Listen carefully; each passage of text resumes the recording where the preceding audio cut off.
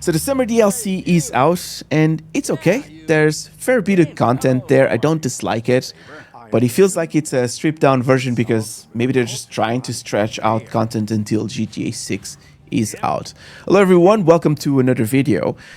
But Doomf is going to be at a level 1 for this session, and we're going to complete all money fronts bonus from Mr. Faber works. And because of that, we don't need to get the extra properties, Smoke in the Water and Higgins L tours. All we need is a special carbine with a silencer, and we're going to be just fine. All missions are also going to be completed in hard mode, just in case you're following this and thinking, is my low level going to be able to complete this? Yes, you're going to be grand. So I don't dislike this new DLC. There's some interesting mechanics being introduced to the game, like this lock picking thing. And we spoke about this like a few times before, where we have some mechanics before the big boss fight. So in this case, it was something like feed the dog and pet the dog and then whatnot. So you go around and collect a few things, try to remain stealth as possible. And I really enjoy these kind of things. I like when there's an option to remain stealth and do things as stealthy as possible unless you really need to break out the guns and then just like shoot your way through. I'm looking at you, Matrix. I know you're listening to this. Some people just like to go guns blazing. I'm the kind of guy who likes at least the option to do something stealth.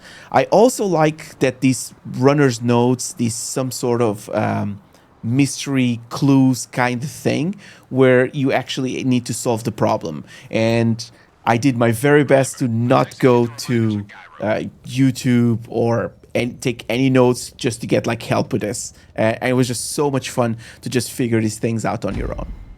Now, ROI.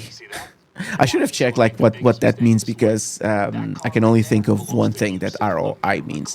Now we're gonna go and collect the car, and again, this is one of those missions where you go in, you switch the uniform. Look at the guards; they're all like chatting and whatnot. Keep in mind, do not bump into them because you're going to alert them. But as long as you remain stealth for the entirety of it, it's okay. I noticed that you don't necessarily have to kind of like hide too much from the guards. You can actually run in front of them.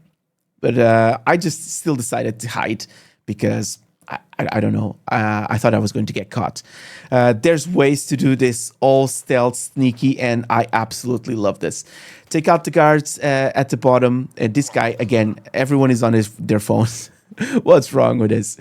And you complete this without alerting anyone, so it's kind of cool. If you don't shoot the guards, the moment you get into the car, they're going to be alerted. So yeah, make sure you take out all the guards before you pick up the car. And here, is it Jamal? I think his name is Jamal. We know this dude from the scrapyard, right? We know him. Right, we're moving to compound interest, and there's like the triads, if I'm not mistaken. Look at that wheel, man. Clean. Just a pistol and a special carbine. You don't need 15 million weapons to do these kind of things. You pick up Skinny, I think that's his name, and you go up to the spot where he's just gonna open the container, and then there's like a little bit of shooty bang here. That guy just materializing there on the rails. It was just like peak GTA spawning point stuff. Right, you take out that dude as well because he's going to have some codes, and you're going to need that to open all 3 containers. You need to pick up a bag where he has like an angle cutter or something like that. And then once you open all 5 containers, 3 of them are going to have loot. You need to take all 3 loot and the diamonds back to the casino. You get paid, and then that's pretty much it. Now, the next one here was kind of like interesting, mutual funds. This one was, oh my god, this was horrible. So this dude here, right, if you jump out of the truck, that's I forgot about this, you can text the dude to stop the truck. I didn't know about this because I only listened to the sound cue after. And then after I did this, I jumped back. But he's a horrible driver, and some missions I can just one shot this, and other missions I'm just like stuck because he can't drive. He's just like horrible. And then I just died so many times here. And even if you restart, don't worry, because that doesn't go on your payment. But here, because you're a shitty driver, that's why. Because you're an absolute shitty driver. I don't like the way you cannot take cover on this mission. I don't like the way you can't just like equip, I don't know, like snacks and stuff like while you're doing this, because it's just so annoying. I hate to be driving with a snacks bar open and then just like use snacks to regain health. But okay, that's grand. Once you get to the spot, you can you still have like a little bit of shooty bang bang. I forgot to mention that I didn't record this, but on my main, what I did was to actually escort the mission. I was on my carrier, and I think it was like much easier to escort the mission than actually just like sitting on a truck there. But it's grand. Once you take out everyone, it gives you like sorry for punching you earlier. And you get paid. And we're moving on into current liabilities. Now, this one wasn't too bad. And again, we're playing GeoGuessr here, where we need to pull up the little phone and then the image attachment. You can ask Raf for help, but he gets deducted from your payment. So don't ask him for help. Just like try to guess like where it is, more or less, the place. And even though this dude, what happened to your neck there? Even though this dude wasn't really full health by the time I dropped him, he's still gonna be okay. So it's grand. Don't run into him. I tried it. He dies. Just a little bump and then he dies.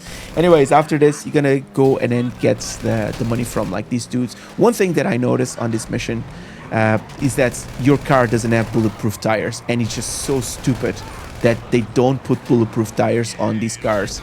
I mean, sure, they're expecting everyone to be using their own car. But what if you're playing a level 1?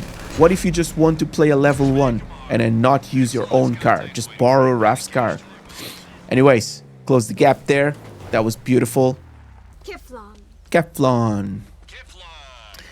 Right, and we're moving on into the next one. This one, oh, by the way, before that, the heat was building up because I had to restart a couple of missions. I wasn't sure if quick restart was going to help, so I just had to go around and then just like reduce the heat and deliver car or something to just reduce the heat. That was kind of, yeah.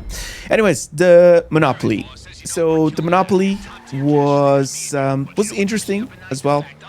What we need to do was like to go around and then punch people. Now, the weapon wheel was absolute fuckery. I didn't want to get my weapon there, and then I ended up pulling the weapon there, and I realized that if someone comes in with a bat and it's just gonna knock you out. So I got myself a bat, or well, Badoomfa got herself a bat, and then just goes around and then just like batting people out and stuff, like brawling. It was interesting. It was interesting. I wish the weapon wheel was not absolute messery. After this, the guy just gives us a call. You listen here, you fucking yeah. And you go up to the place and you just like start sniping people out.